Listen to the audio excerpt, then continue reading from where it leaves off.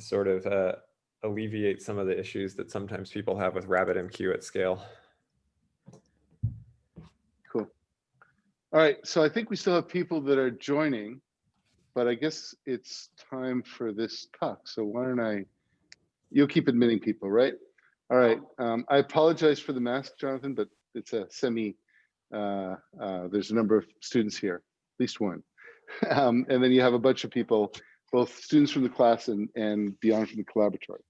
So I'm excited to introduce Jonathan Bryce as our speaker for today. So Jonathan is Executive Director of the Open Infrastructure Foundation as of, last week? Before that was the OpenStack Foundation, which has tens of thousands of developers involved in this. Is got huge number of major companies, almost most of the main companies in the computer industry are involved in this. So he leads this large foundation. Before that, he actually worked at Rackspace and actually co-developed the environment that became OpenStack, which led to open infrastructure. So I'm really excited to have him talking to us today. And he's going to be giving a talk about, open technology and how it can help unlock human potential. So the real benefits of open source in our world today and where it's going. Thank you, Jonathan. Thank you for that intro. Let me see if I can, all right, looks like I can share my screen here. What's that? Okay.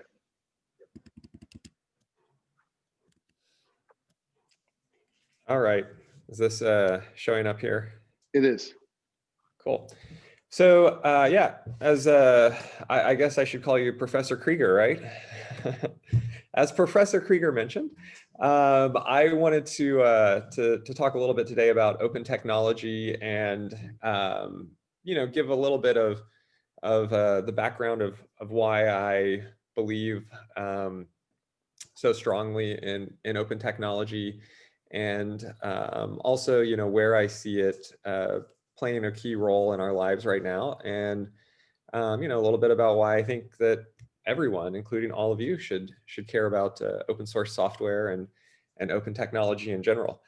So to maybe just kind of this is the spoiler, I guess. This is a lot of what it comes down to for me. I think that technology is a really powerful force in our world for changing all of our lives, and sometimes that's in a good way, and sometimes it's in a not so good way.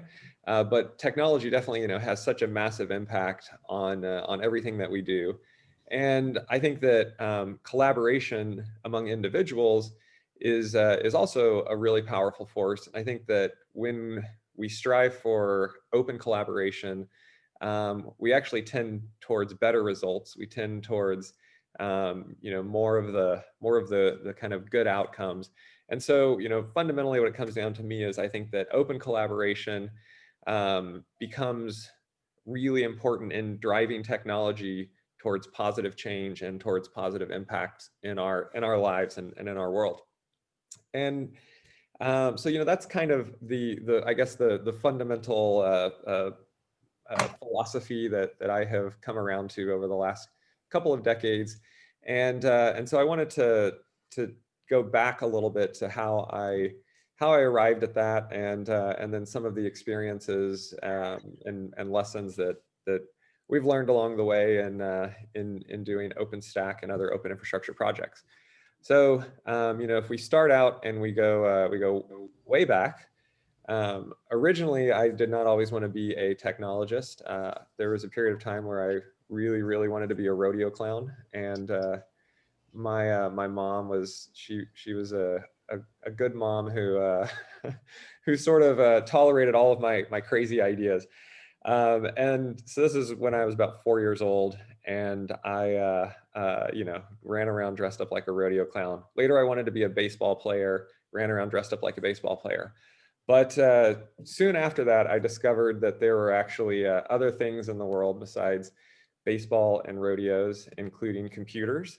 This is me with my first computer, the one I learned to program on. You know, that was back when if you wanted to work in computers, you had to wear a suit instead of a t-shirt. And a few years later, I discovered music.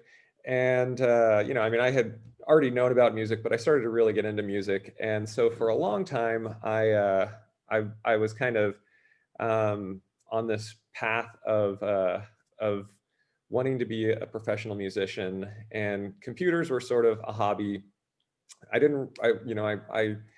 was pretty good with them. I was a decent programmer, did a lot of work for small companies, and it was a pretty easy way to make money. But I hadn't really, you know, gotten into the idea that technology was something that I wanted to have a big part in.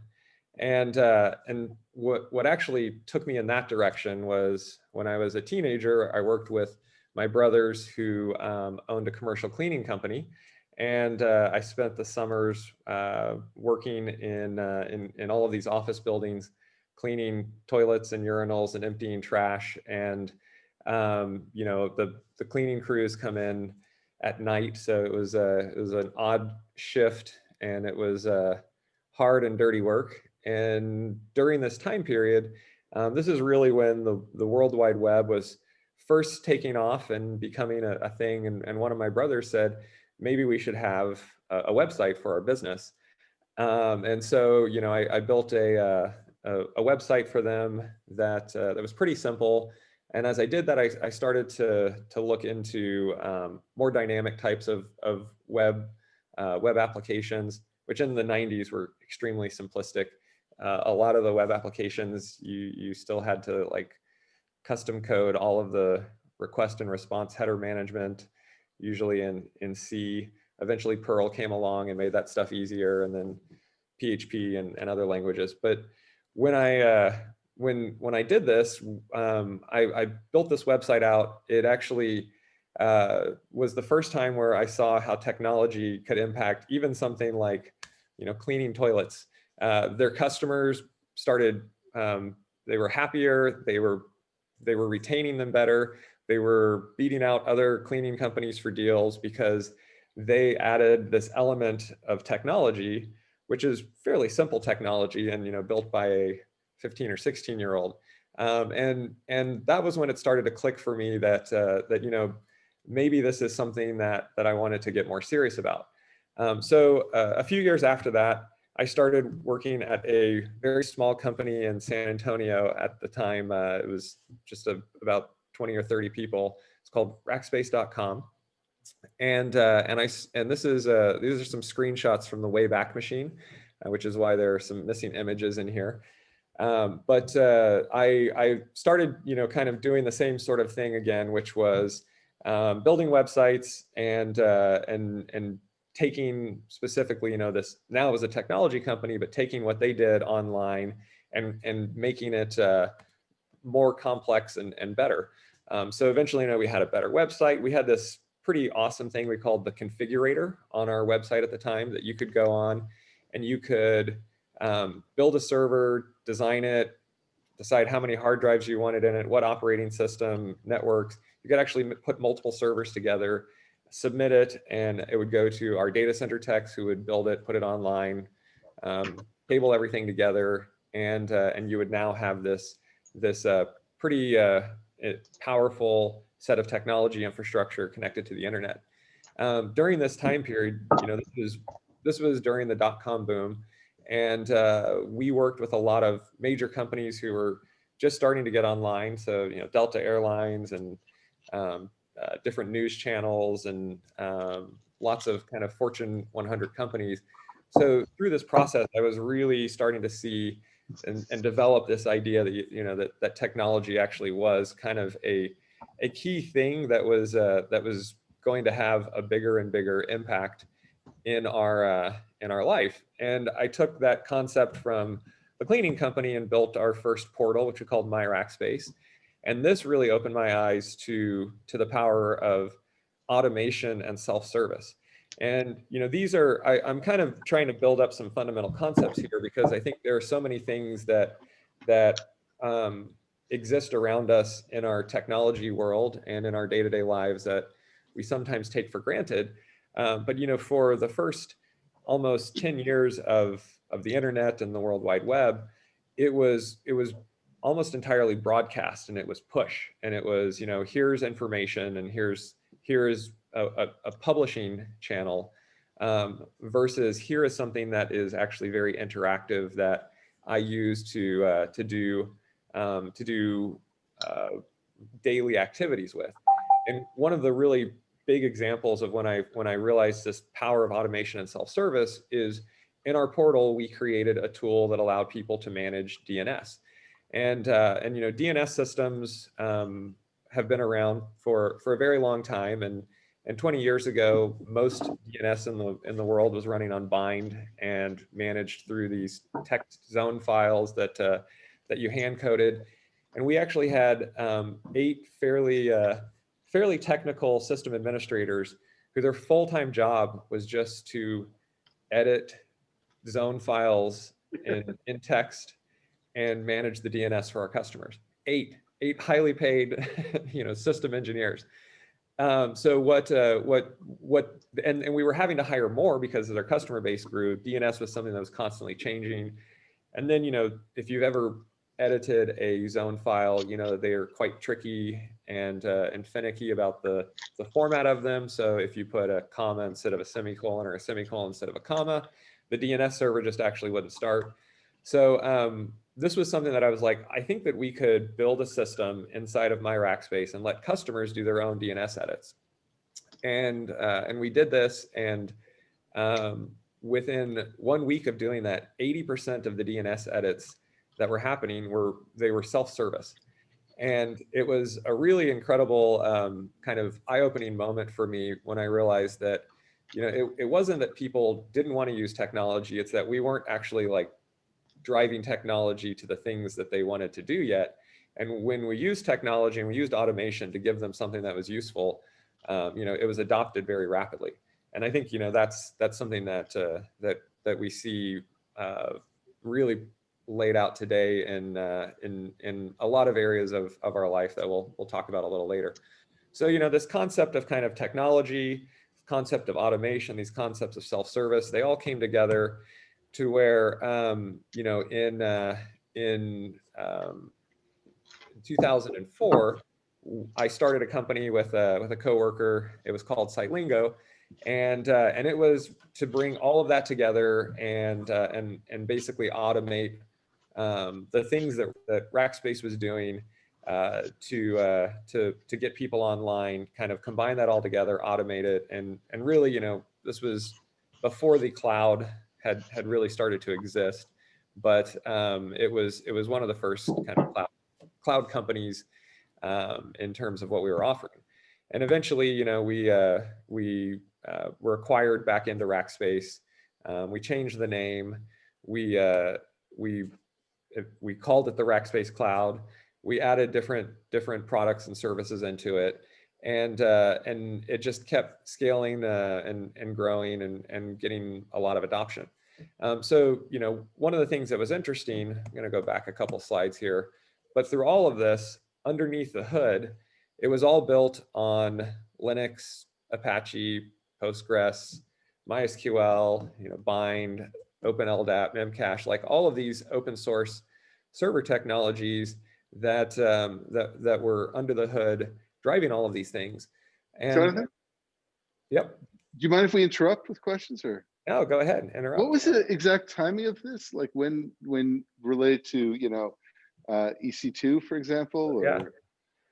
So 2004 is when we started. We brought it back into Rackspace, and we launched this in February 2006. I think S3 became publicly available in February or March of 2006, and S3 was in October of 2006. So this was about 6 months before EC2 came online, and which is that was when EC2, the Elastic Compute Cloud, that was really the first time that somebody had put the cloud name in a product, and that was when I think that because up to that point, I think that we sort of saw this as an evolutionary step of co-location, managed hosting, web hosting kind of thing, and you know, the EC2 product put the cloud in there, and I think that the big product differentiator was the sort of API as primary user interface. So yeah, I mean, it's all in that same kind of time frame of when AWS was getting started, Heroku. There were a few others that were kind of all playing around with these concepts in between 2005 and 2008.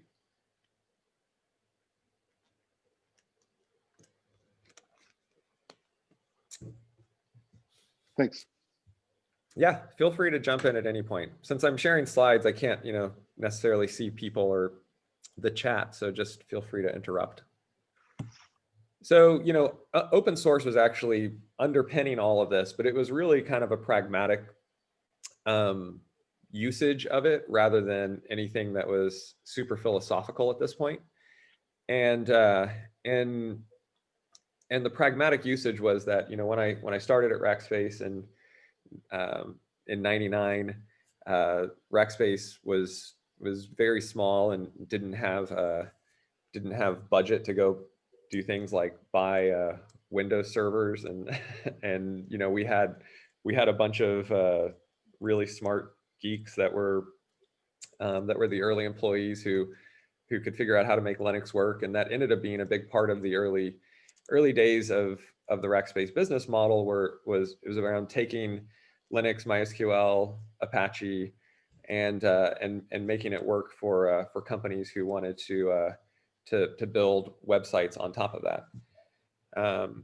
We also, you know, worked with Red Hat heavily back then, because Red Hat was doing that same thing for Linux, and not just in the data center, but in a lot of different contexts, and again, focus on how do you make it so that businesses can take open source and adopt it and use it in a successful way.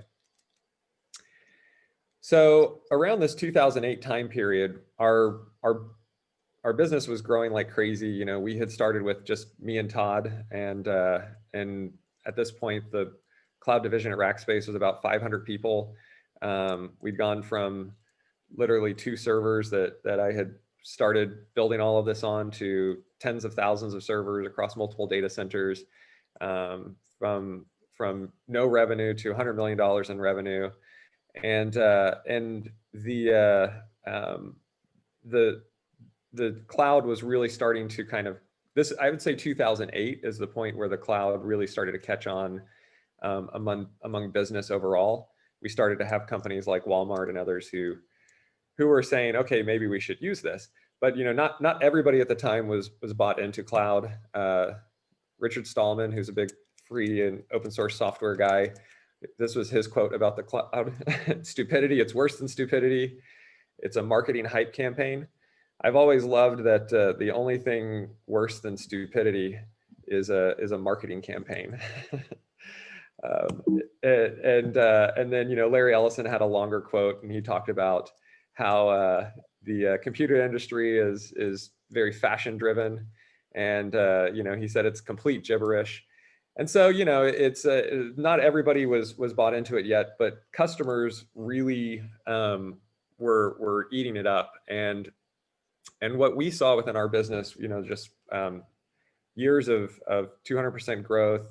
There were a bunch of big companies that you know, shadow IT was, this is what the start of shadow IT, when large companies hadn't yet come up with governance and policies around how to adopt cloud, and but their employees had credit cards, and they were going out and signing up for the Rackspace Cloud and AWS and others. And you know, through that growth, we were writing a lot of code. We were running into the scaling limits of traditional systems. You know, we were buying a lot of gear from standard hardware companies and storage companies and networking companies, and running into the limits on it, and having to kind of write software that worked around those limits and scaled beyond that. This is a graph that is you know, one of the reasons why customers loved it and one of the reasons why we ran into scaling limits. This is a graph from a software load balancer that we had. And, you know, what you notice here is this massive spike from 11:30 to about 2:30. One of the things that we used to use our environments for were these sort of like really bursty traffic events. In this case, this was a news organization that was doing live coverage of I believe this was the iPhone launch, and you know, most of the time they ran with basically imperceptible traffic. But then for 2 hours, a couple times a year, they had these massive traffic bursts that would that would overwhelm, you know, multiple servers. And so I think, you know, getting back to again what was different about cloud and why did people like it? They paid us for those spikes, and they didn't have to have that amount of infrastructure online the rest of the year when they weren't getting that kind of spike. So it was great for customers, but you know, on the back end, it's very difficult to deliver that kind of capacity. And as you get into 2007, 2008, 2009, Google and Microsoft were launching their clouds. IBM talked about investing billions, and just more and more people were getting into this space. And one of the things that we realized is just that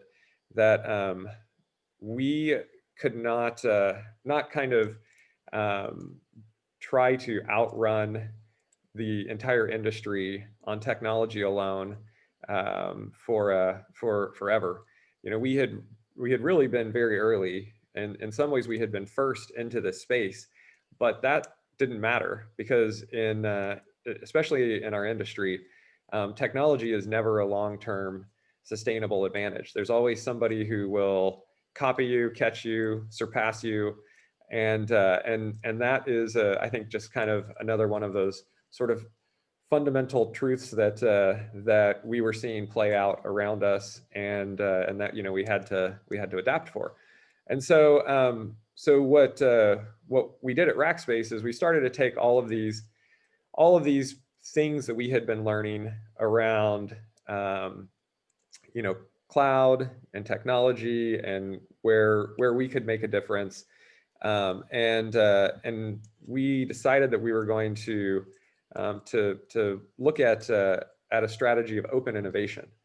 And you know, that was based off of a few points that we saw in our business. You know, a big one being that technology is not a long-term sustainable advantage, but also that as people move to cloud, you know, there is a concern around lock-in.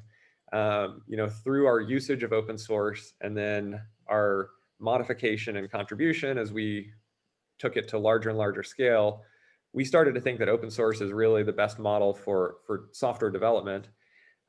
We could see that there was no other real solution out there in, you know, the 2008, 2009 timeframe that was meeting our needs and or operating anywhere close to our scale, other than the proprietary technology that Amazon was building.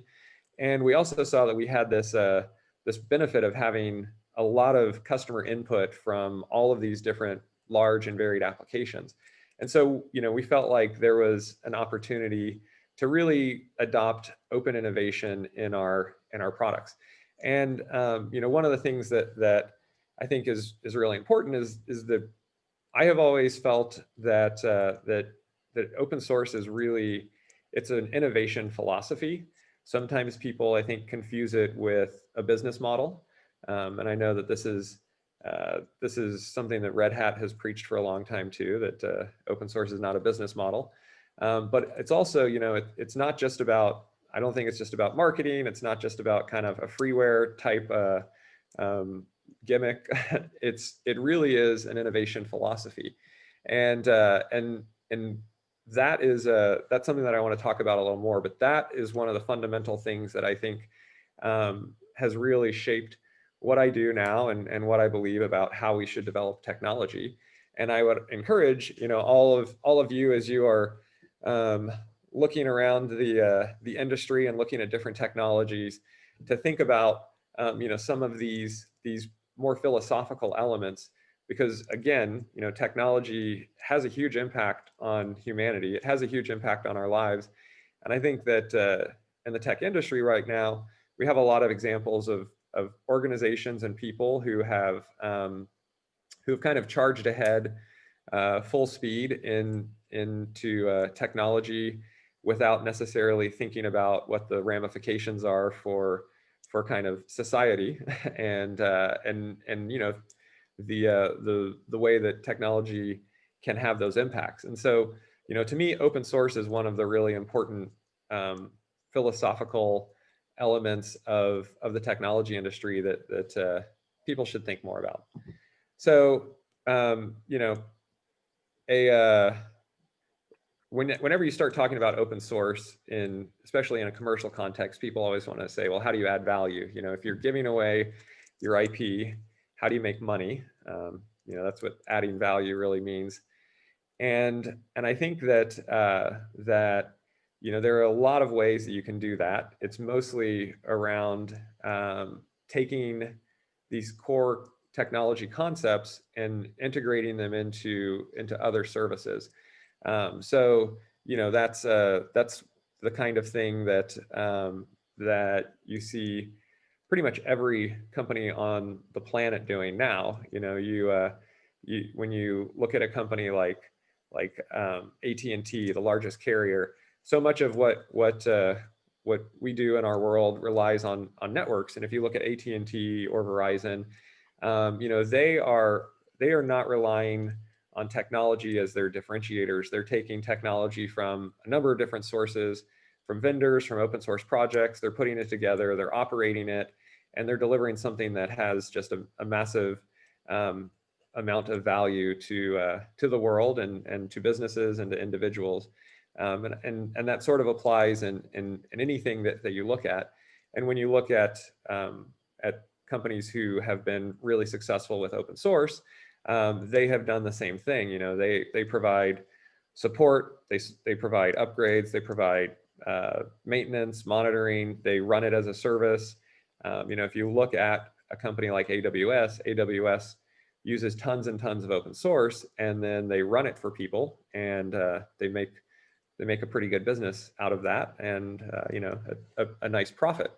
So it doesn't have to it's when we talk about open source and open source as a philosophy, it's not just about kind of some hippie or communist or some sort of like let's all sit around and give everything away.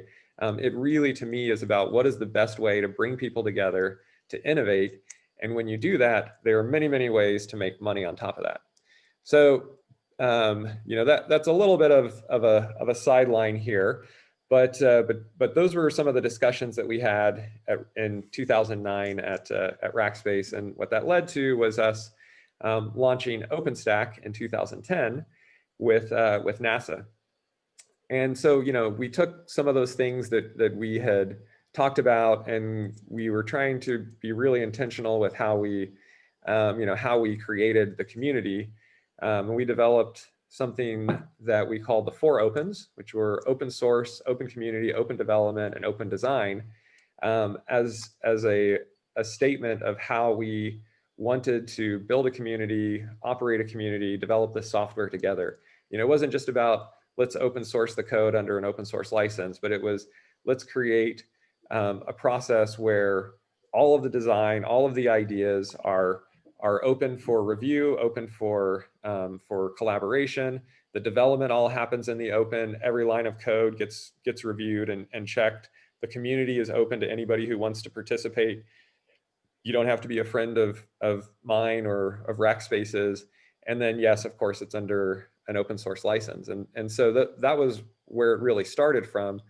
And we added in some other things, like we wanted technical people making the technical decisions. We didn't want those driven by sort of product people that were going to decide to put a feature in or hold a feature back because they thought that we could make money off of it. We really wanted to build a broad collaboration with many different kinds of companies involved. we wanted to actually put money into building that community, into doing marketing and education so that people could find out about this and learn how to participate. And we wanted to make sure that we included users as a really important aspect of that community overall. And so that was sort of the baseline of what we put together when we started OpenStack. And it worked out pretty well. I mean, the first couple of years we had really rapid growth in our development teams. This is developers per month. So we went from almost none to close to 200 developers every month that were contributing. And if you look today, we've had around 11,000 different developers who have contributed code, and it's been incredible to see how 10 years on, this community is still going. And at the time that we kind of laid out all of those principles and said we wanted to have this really broad base, and we wanted to have it all driven by the community. Some people were like, how is that going to work? There's no product manager, there's no it's just going to be total chaos. But what we actually found was that it's been pretty effective and pretty organized considering the size of it. We just had our 22nd release of OpenStack, and they've all been on time. We are one of the top 3 most active open source projects. Linux and Chromium are the other 2. And the commercial market is very large. It's almost 8 billion US dollars around the world of products and services that are built on OpenStack. And from that initial launch to now, we have 105,000 community members, and I think it's actually 190 countries. So it's been really interesting to see how the last 10 years this has happened. So I think I've gone from someone who was sort of slightly interested in technology to very interested in technology, but not really caring as much about how it got produced, to someone who I now care a lot about how it gets produced, and I think that has a big impact. And so there's one last kind of section of that I want to talk about, and that's sort of I've been talking a lot about infrastructure, servers, data center, OpenStack, because that's where a lot of my time has been spent. But when I talk about kind of overall impact, and especially the back to those fundamental points at the beginning about the impact that technology has on humanity, I think that really is getting back to the role of software in our world. This is a very famous quote from Mark Andreessen, who was one of the founders of Netscape and LoudCloud and VC. And he talks about how software is eating the world. Basically, it's taking over large chunks of the economy, is the way he phrased it. But I think it goes beyond even just the economy. Stephen O'Grady wrote a book called The New Kingmakers, and he talked about how just everything we do is being decided by developers now, basically. I mean, if we look around the physical world, everything that we interact with is controlled by software at some level, whether we're talking about transportation or payments. Our mobile phones kind of rule our lives sometimes, and so his point is that successful companies, and I would say successful organizations, period, are the ones that are thinking about how developers should be affecting their strategy and their direction. And within a lot of companies, we see that in the way that technology decisions are made, where developers are picking more and more the technology versus this kind of central planning committee of old in IT organizations. That's the first wave of the cloud was driven by that shadow IT before big enterprises could really grasp and solidify, what the right process was for adopting these new technologies.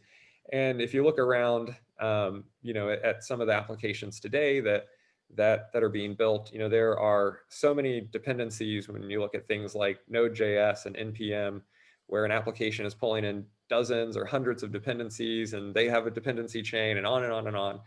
And the developers are making those decisions. And so this has resulted in this shift where, it's not just the economy, and these choices are not about sales relationships between corporations or partnerships between corporations.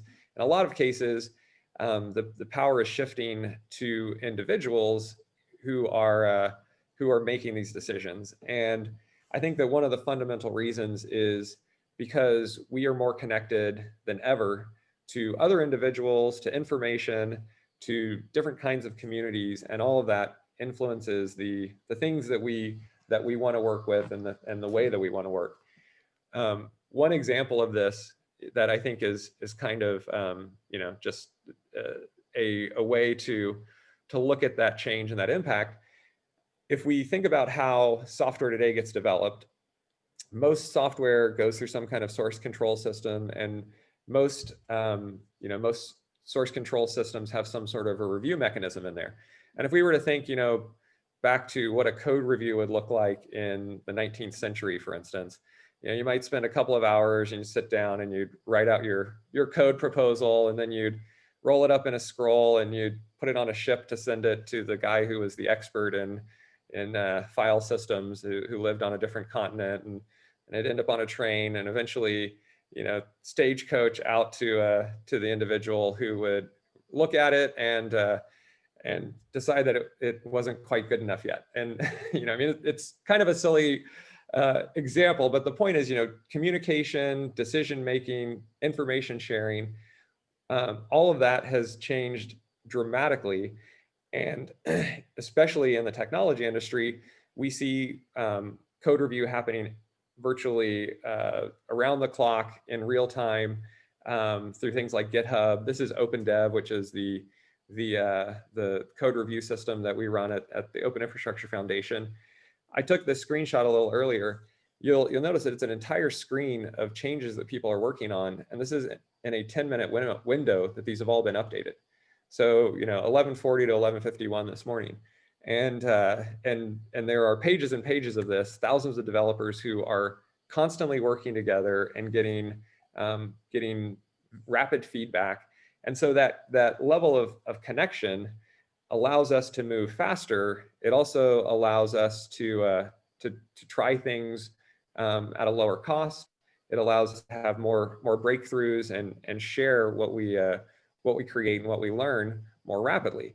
And so that really changes the power dynamic of how innovation and how technology can happen and can be created. It doesn't have to go through the gatekeepers of a corporation that can ship discs or CDs once a year or once every other year. We kind of all have the ability to get directly involved and drive it forward. And one of the phrases that I use around this is, I call it collaboration without boundaries. We're really removing these boundaries between companies and countries and communities and organizations, and allowing people who pitch in to really get involved and work together and solve these problems that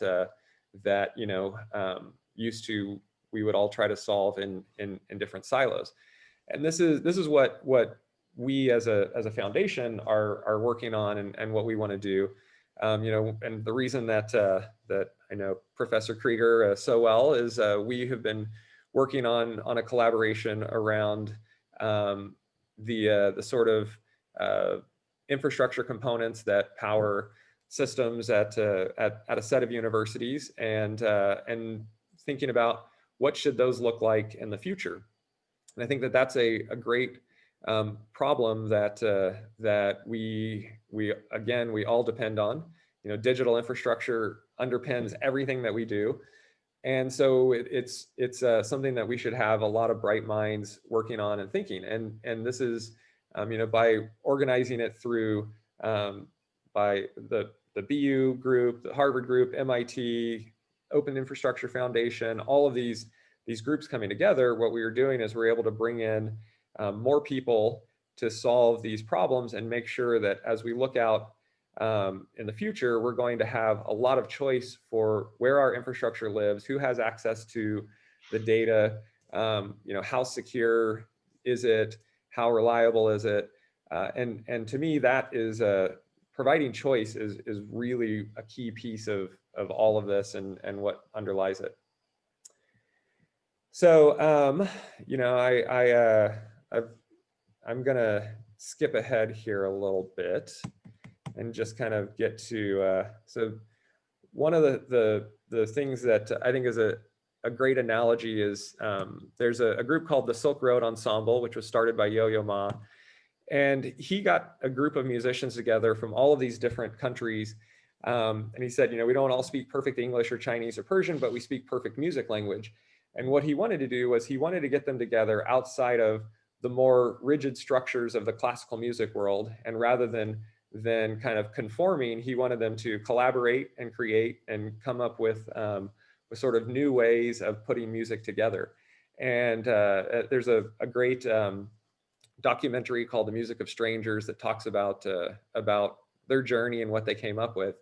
And to me, it's what I would love to see happening across more and more of the technology industry, bringing together all of these different players, not to kind of just conform to what we might have seen along the way in our industry, but really to collaborate and to create new ways of bringing all of these ideas together. Because if we look at what software is doing, is it's really changing the world. And if you want to change the world, working in software is a great thing to do. Whether you're talking about our houses and energy management, or whether you're talking about transportation, finance, Bitcoin is open source, mobile networks. This is a presentation that we just had at a recent event where we had someone demonstrate how to build an LTE network with open source components and a goat. But here, they are building a high-speed wireless network using open source and hardware that you can buy online that they put up on their roof. And this is actually, not that different than what the major network operators were doing 10 or 15 years ago. And this is one of those areas where the open technology is catching up and advancing. And so, what does it mean? It means that whether you're a business or an individual, I think software is where you have the potential to have the biggest impact. And I think that open source is again, it's an innovation philosophy. And so if you want to talk about change and progress, then you're talking about innovation. And so this is the place to get involved. So the last thing that I want to mention, and then I'll be done talking and we can all chat, is when you look at all of this, then it's easy to say, well, sure, like we know these open source projects and Linux is everywhere and open source is one, but there's always risks to openness. There's always risks to these kinds of systems, whether you're talking about political systems or software and innovation systems. And I think that some of the things that we see right now that are kind of risks to open progress are the complexity of open source software. This I think is something that used to be an area that was more readily solved by the Linux distributions. They made it easy to install those different packages that I mentioned earlier, Apache and MySQL and such. But when you start to talk about systems like OpenStack and Kubernetes, you're talking about complex distributed systems. and right now it's just too hard to make them work everywhere. This is a big mission and a big goal of Open Infra Labs and the work that we're doing with the MOC and others to take these really important open source projects and document and improve the operational experience and elements that that are making it too hard right now. I think something else that we've seen is as open source has become popular, people love to slap open on different elements. You know, one of the things that, and you know, not to, I quoted Larry Ellison earlier and you know, kind of making fun of him, I guess. I think that Oracle has built a very long-lasting software company, and they've made a lot of money. But you know, they have their event, they call it Oracle Open World, which was always funny to me because it was not generally about a lot of open technologies. But you know, there's things that that people will do to try to appear to be open, whether that is, you know, putting the word open on it, or whether it is having some source code available that are not really open. So thinking about those things, those principles that I talked about earlier, the 4 opens, is it really an open community? Are people really given the opportunity to influence the design and the decision-making process? Can you really see all the code as it's developed? That's when you see a true open community happening. I think that you know, I talked about this shift of power to individuals. I do think that while that is happening at kind of in a very broad way in general, we have seen a level of consolidation in the tech industry among some of these giants that that gives them the a level of power, especially for the cloud providers, that I think is problematic in the long term. And we've seen this with some of the open source technologies already, where you know, you can if there's no ecosystem, if there's no if there's kind of no opportunity for people to be involved beyond is it running at AWS, Google, and Microsoft, then there's not really a truly there's not a balance of power in that community, and it allows those companies to sort of dictate the direction of that technology, or whether that technology should even continue to exist. And so that becomes a risk for different open source projects. And I think, you know, the counter to that is we have to make sure that that we're staying very involved in key projects that give people options. Apathy, I think, has long been a risk for open source. So that's not necessarily a new one, but you know, sometimes it's just it's so much easier to go buy something off the shelf and not worry about any of the challenges that come with adopting an open technology, that the open technology really never gets a chance to grow and develop and mature. And then the last one, which is something that comes and goes in cycles in open source, is what I called license shenanigans. And that's similar to open washing, where you know, companies are interested in accruing some of the marketing benefits of appearing to be open, but they don't want to lose any of the potential commercial upside of a technology that they're investing in. And so so there have been some really creative licenses that have come on the scene in the last couple of years that that greatly restrict how you can use certain projects. So, you know, learn at least a little bit about licenses so that you can you know, you can be informed. And you know, that's really, I think, kind of the bulk of the slides. You know, I just want to encourage everyone to participate. That's how open source works. It's really the fuel of all of these open projects. So join a project, start a project. You know, I say to do it today. Now you're already on your computer if you're watching this. Openinfralabs.org is where you can go learn about the Open Infra Labs project and the work that we're doing around making infrastructure software specifically more available and usable. Join a foundation. You know, there are a lot of open source foundations out there that host projects, and a lot of them have mentoring programs for students and for people who are getting started in the industry. And you know, just advocate for open source and for the core values that are driving that true collaboration, so that we can keep opening up more and more technology and having that positive impact on people's lives. The end. Thank you, Jonathan. I know how hard it is to talk to a virtual screen for the time, so thank you. I have about 15 questions I wrote down, but why don't I give a chance for other people to ask a couple? From the Collaboratory or the class? Okay, people are being shy, so why don't I start off? You chose a very different model in some sense from Linux. I mean, Linus really did play a role of kind of a dictator of Linux, you know, and his taste sort of decided what went in, right? You decided not to, I guess, with OpenStack. How did you compare that decision, and how do you think it impacted your open source projects?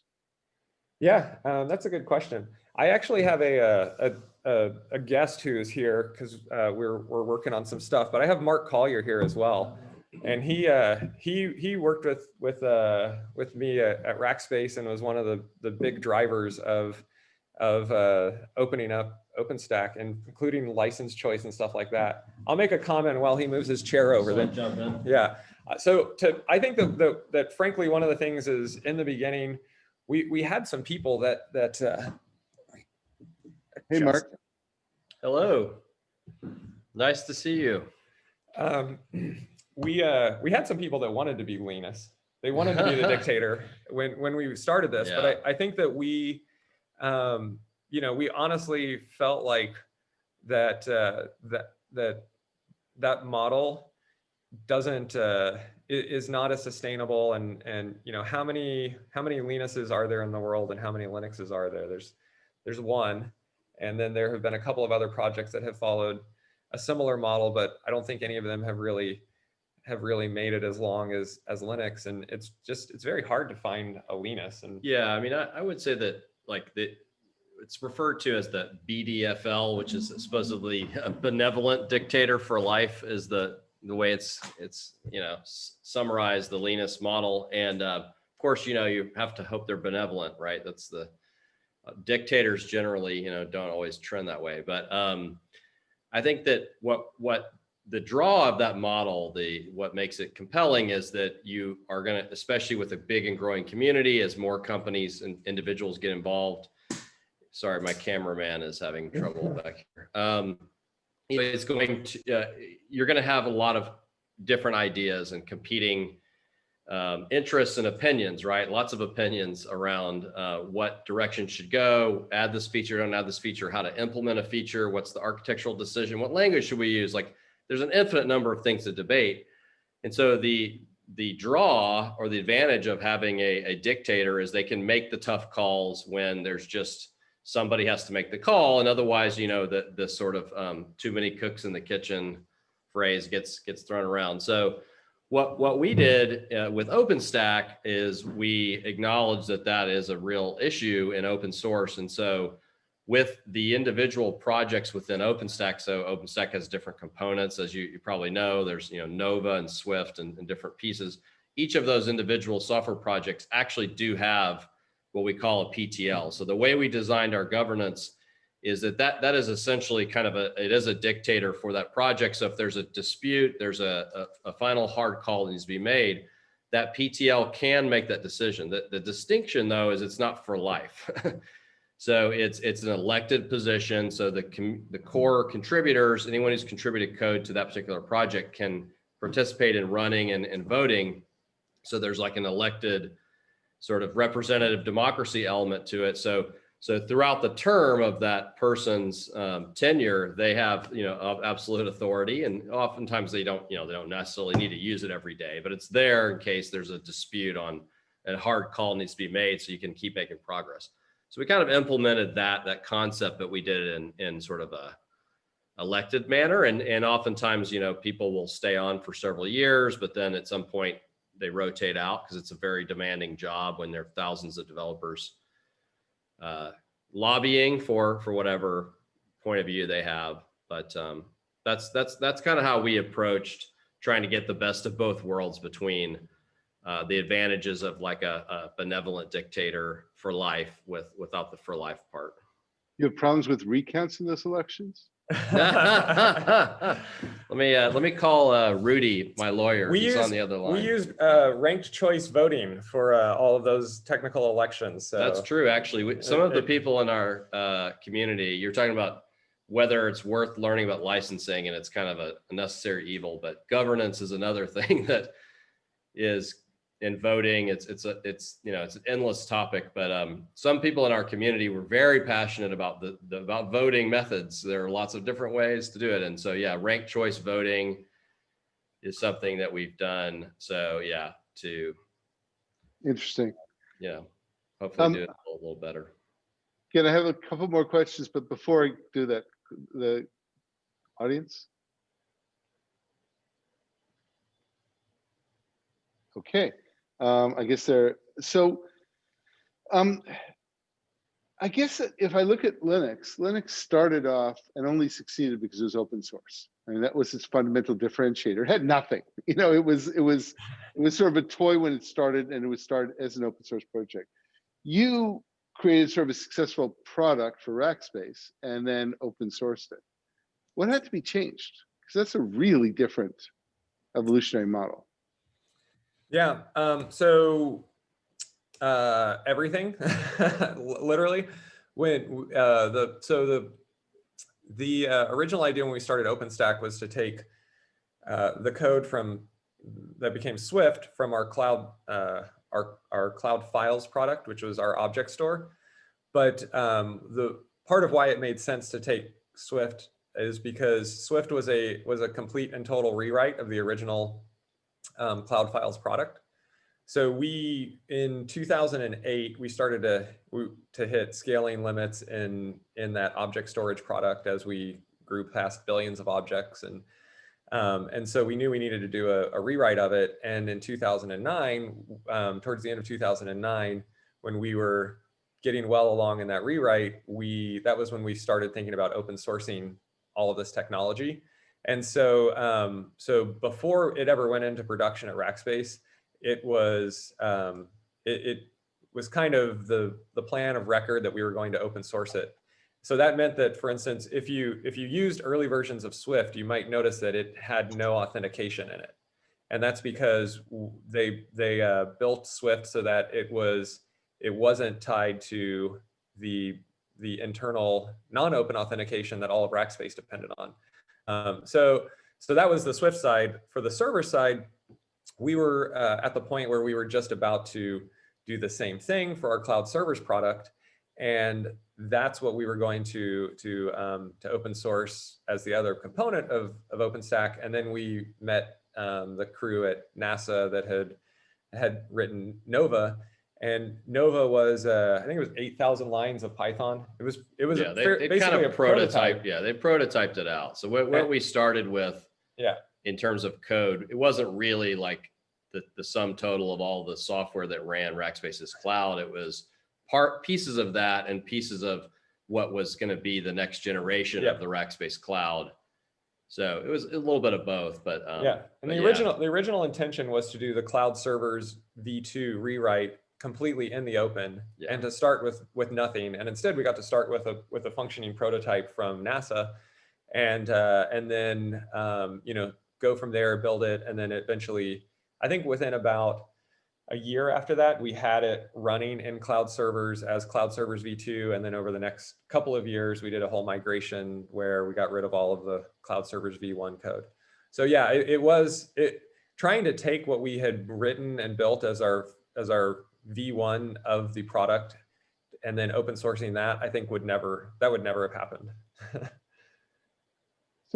So maybe I'll try again in a sec, see if other folks' questions, but let me ask one more big one, I guess, is that, you know, we're locked in a world where now there's this ever sort of growing oligopoly of, you know, I would add Alibaba perhaps to your list of big providers. And, you know, obviously you and I have had many conversations about this. I love your vision. I agree with it. I'm sort of pushing it. But, you know, I don't know. I mean, to some extent, you know, on bad days, I wake up and think that the world's going to move into 4 companies that have the world locked down. On good days, I look at it and say, every time I believed that in the past, it lasted for a period of time, like the Microsoft, you know, operating system monopoly, and then eventually an open environment where many people can contribute sort of took over. What's your sort of view on this? Like, are they getting more entrenched, or what's it going to take to not have the world locked down by an oligopoly? Yeah. Well, I think it's going to take people caring and acting on it. You know, I think that it won't. Companies generally do not naturally give up control, profits, and market share just for their own, you know, benevolence. Back to the benevolent word. So I think that, you know, the behavior and the dynamics in markets change when people care, and I think that you can act on those concerns by some of the stuff that we've already talked about, making sure that there are really valuable and viable open source technologies out there, and I think that also, you know, staying informed about what kind of like what's happening with some of these companies and how they operate, and really like what it means for your data.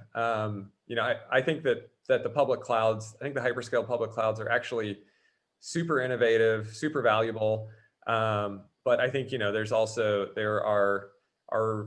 are use cases that I don't think I wouldn't say are ideal fits for that. And I think that, you know, like you said, it goes in cycles. There are times where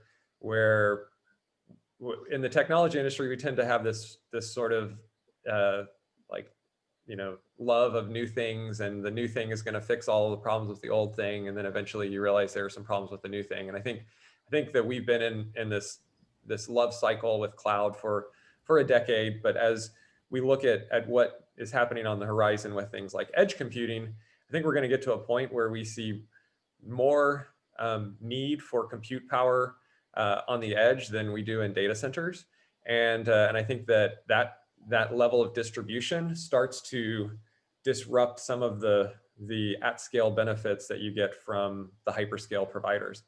And so, you know, I think the risk and why we need to be driving towards openness is if what we've done is we've allowed all of the technical expertise in the world to accumulate within those 4 companies, and now we need to develop and innovate new technologies for the edge, and the default answer is just, well, it's just going to come from Amazon, Google, Microsoft, and Alibaba. Then, you know, I think that ends up sort of extending that risk into new areas. Whereas if we are thinking, okay, you know, public clouds, hyperscale public clouds, super useful, very easy to get access to resources quickly, to burst, to have some automation and all of this kind of thing that you don't necessarily get if you're physically building hardware. But we need to make sure that open source is keeping pace with those capabilities, and we need to make sure that there are choices available, so that when people go, well, now I want edge computing, or now I want you know, industrial IoT and automation, that there's an evaluation that happens. And what we've seen is, you know, for instance, 5G. I mentioned 5G earlier. Most of the 5G rollouts in the world right now are being built on OpenStack, and a number of them are incorporating Kubernetes. And so, you know, that's something that's a market that I'm sure the hyperscale public cloud providers would love to have, and they're making acquisitions, and they're trying to sort of like make forays into that. But because there's a choice, and because it's a viable choice, we see that it keeps that balance in the market. And so I think you got to care, and you got to constantly be pushing to have an open option that is that's viable. Okay, I have two more questions I really want to ask, but I'll try again for the class. You, I guess as a follow-on to that, do you think that there's a role for sort of lay people and consumers learning more and driving this as a way to sort of encourage companies to take a more open approach? Is that something that would work more? Because I feel like a lot of people just overlook a lot of sort of what's going on behind the scenes and have concerns about their privacy and have concerns about what is actually driving the products that they're using, but without really knowing. So what can we do better to sort of inform people about that? Yeah, I think, I don't have all the answers, but I do think that one of the reasons why we have transformed our company, our nonprofit, from the OpenStack Foundation to the Open Infrastructure Foundation is in part to try to lead the charge along those lines, and specifically, to give more definition to the term open infrastructure, and what it means to have infrastructure relying on that's open infrastructure compliant, if you will. And this is a kind of a nascent idea that we have a lot of work left to be done on it. But I think that there is a path there where we could define that more clearly and raise awareness to the point where the end users and consumers of different cloud services, different infrastructure, whether it's edge or 5G or traditional cloud computing in a data center, could say, okay, well, I want to add this to my requirements, or at least my consideration list when I'm looking for providers of infrastructure. Does it meet the definition of open infrastructure? So that's kind of just a concept that we haven't fully fleshed out yet, but I think that it could be part of the work ahead. Yeah, and I think that one area where some of that is happening at sort of a bigger scale and targeted more at consumers is in Europe. With a lot of the data. They've kind of come up with this new category of data sovereignty, and data sovereignty incorporates privacy and those different elements that consumers care about, but they are incorporating not just what data some big company might have, but also where that data lives, because where it lives determines which intelligence services also have access to it, how it can be subpoenaed, what legal framework it exists under, how they can copy it and share it.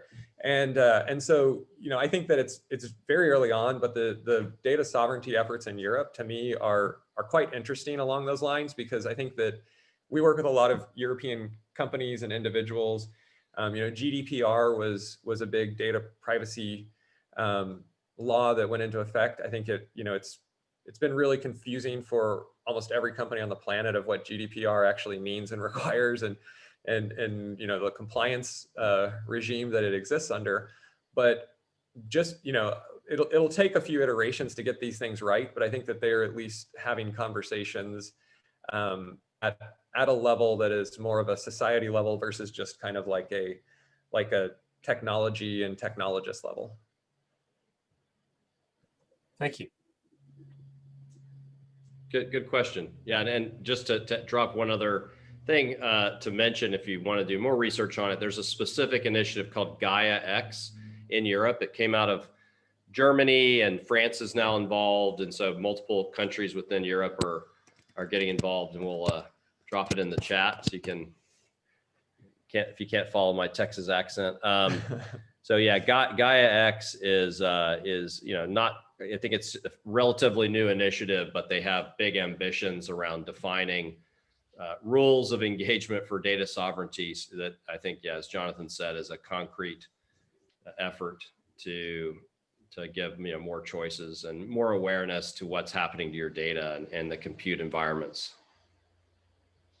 Very cool. Great, thank you. I'll have to look into that. So I've sort of noticed in talking to you guys that your roles give you an international perspective seems really almost unlike anybody else I know. And so I have a two-part question. One was, do you have a sense of how many countries had attendees at this year's Open Infrastructure Summit? And the second part of it is, how do you feel that informs both your governance approach, but also the different projects, the governance for the different projects within the foundation? Yeah, great question. It's one of the favorite aspects of this job for me personally, because it does just give you a broader perspective and how, people are trying to solve the same set of technical problems, but across different industries and countries and different cultural norms and stuff. And in terms of the summit we just had, the virtual summit, we had people from over 120 countries attend, which is just incredible to me. And so I think it was 128 was maybe the final number, but that's more than half the countries in the world. So as Jonathan said before, open source is all about participation, and you can measure that as 1,000 developers, 10,000 developers, whatever. But I think it's maybe even more important to measure in terms of like where are all the ideas coming from, what's the representation around the world of people who have requirements, ideas to share, and that's a super powerful thing. But I don't know if the second part about governance, I'll let you take that one. Well, I definitely inform some of the decisions around like what tools we use and how we try to collaborate. One of the, I guess, the things that Mark is always saying is that the Earth is still round. And so it does really make it a challenge sometimes to basically have this team that's distributed in every time zone of the world. We literally have developers in every time zone in the world, and a lot of different languages, a lot of different cultures. So we try to encourage things that are sort of like more inclusive. So for instance, we encourage a lot of text communication versus real-time voice communication. A lot of people who are speaking a second language are more comfortable if it's an asynchronous text medium where they can consult a friend, consult Google Translate, spend some extra time. And so we rely on mailing lists, code reviews, IRC, Slack, all of those kinds of things a lot of times for our communication channels. And we also as a foundation have spent a lot of time. Mark and I have, up until this year, historically have traveled all the time quite extensively and throw a lot of events around the world because when you go earlier this year we went to Japan. I think that was our only international trip this year, right before everything shut down. But it's interesting because we went to Japan and we met with not on this trip, but a few months earlier we had met with some officials from the Ministry of Industry and Trade, or I think is what it was, and they were talking about basically digital transformation and how Japanese businesses and companies needed to adapt to basically not lose out on innovation and the speed of change that was happening in the world at large. And so you realize that there are challenges that are really universal, and they span all of these boundaries that we've created, like borders and countries and all this kind of stuff. And so we do try to find ways to encourage the collaboration across all of that, and that collaboration without boundaries is really, I think, one of the fundamental philosophies that we have. So, it's a big part of what I think we need to do to basically keep those ideas flowing from all over the world and not end up in these bubbles of just Silicon Valley or just Austin, Texas, or whatever. And it's one of the great benefits of open collaboration.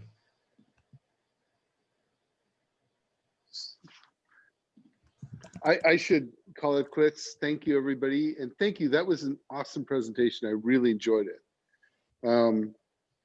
I'll ask two more questions that you could decide whether if you want to answer any of them. It's always interesting to me when I talk to the founder of something that has been successful, what mistakes they made. So I'm really curious about what you'd say your biggest mistakes were. And then the thing that's always confused me or concerned me around what you're doing is Linux. I get it. Everybody that's a developer, installs operating systems, right? They're scratching their own itch in a very specific way, right?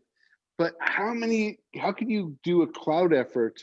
Like, how many of the open source developers have access to deploy something on 1,000 servers and test the scalability aspects of it? So like, what are the challenges that you face that don't? How many of the software developers that write code for the Mars probes or the SpaceX Dragon capsule actually go into space?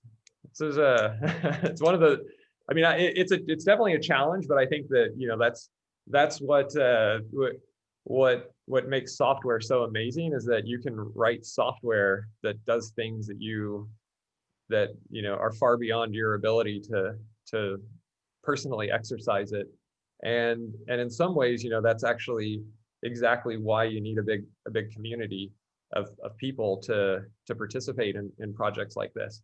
I think that there are risks that get introduced with that, where unless you have good testing environments, and I think that our testing environments have not always been aligned enough with real world usage to give proper feedback, then I think that you can start to get drift and disconnect from how it gets used and how it gets written.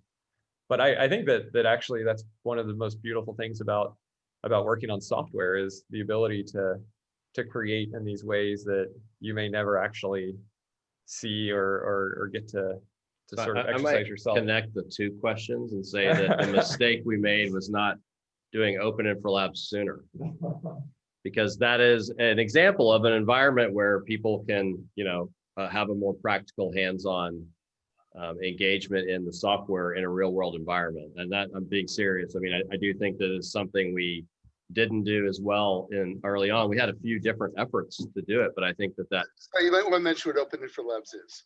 okay, yeah, sorry. I thought that would be an easy win. Yeah, so Open Infra Labs, a good point. I'll explain it. So, basically it's an effort that we taken on with Oran and Michael and many people that you've already know, I think, but to help build real world lab like environments that are running open source software for cloud, that are providing resources for universities like BU. And it really is an initiative that Oran started along with the other folks there around the Massachusetts Open Cloud, to build environments that can serve many different universities on the East Coast, and doing so with a bunch of different open source tools, including OpenStack and other open source projects, and wanting to kind of do that in a way that shares back some of the decisions, the lessons learned from running a real world production. Like you were saying, 1,000 nodes, what really happens when you try to run this software at that scale. So, I think in that sense, as a foundation, we were excited when we started talking about how we could help turn that into a program that could grow and have even more participation. It's backed by donations from Red Hat and Intel and a lot of other companies, but we want to try to help take what you've built and make it even broader, more international, have universities that are operating clouds in a similar fashion join and share what they're learning through the umbrella of like Open Infra Labs. So I don't know if I explained that. That's great. Thank you.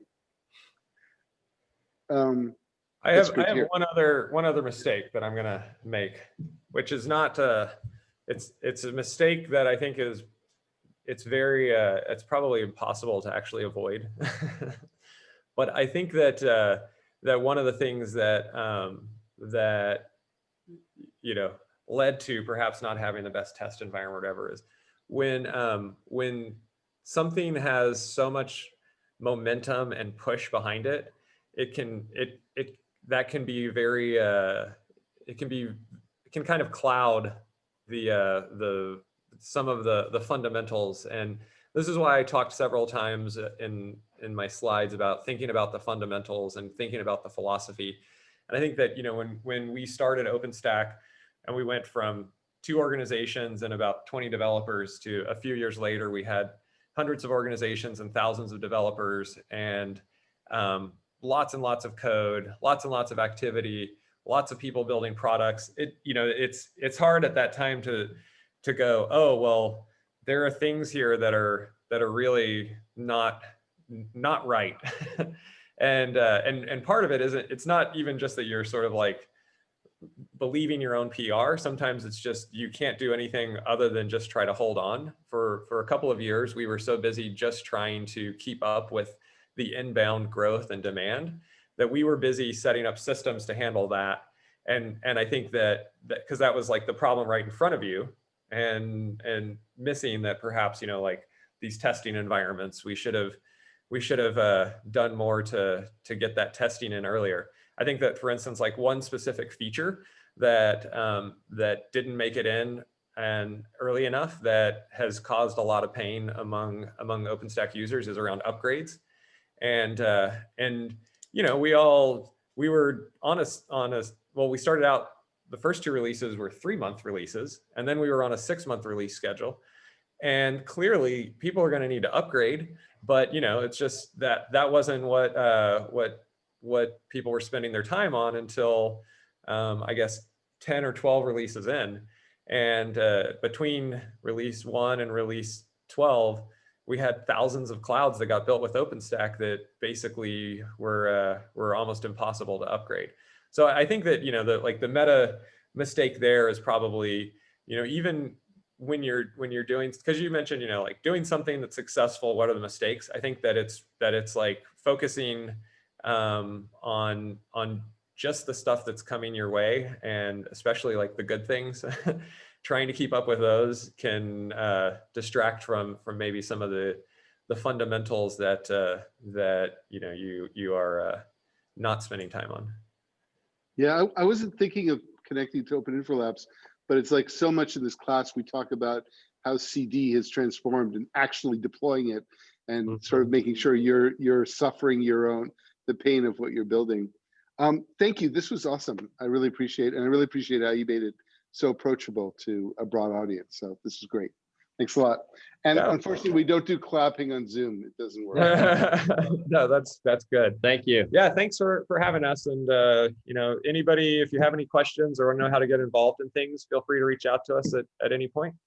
And Jonathan, we're going to post these, so a lot of the class can't attend for time zone reasons live. So this will be posted through the Collaboratory site and through the class site.